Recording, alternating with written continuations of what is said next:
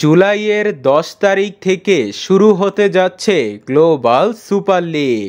এরই মধ্যে গায়ানায় হতে যাওয়া গ্লোবাল সুপার লিগের প্রস্তুতি শুরু করে দিয়েছে ডিফেন্ডিং চ্যাম্পিয়ন রংপুর রাইডার্স।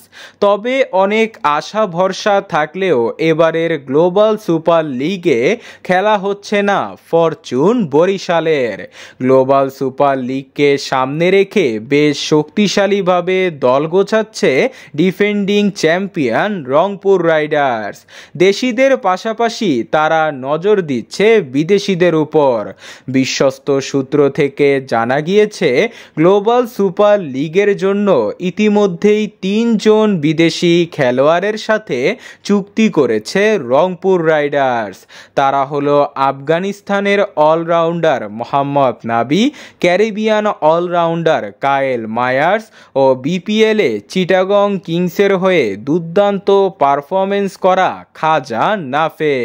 যতটুকু জানা গিয়েছে তাদের সাথে পাকাপোক্ত চুক্তি করেছে রংপুর। এছাড়াও আরও 4 জনের সাথে তারা আলোচনা করছে।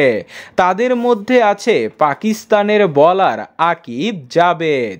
গ্লোবাল সুপার লিগের সাথে একই সময় শুরু হবে এমসিএল অর্থাৎ মেজর ক্রিকেট লিগ, তাই অনেক বিদেশি তারকাকে নাও পাওয়া যেতে পারে, যার ফলে পাকাপোক্ত চুক্তি করছে রংপুর রাইডার্স।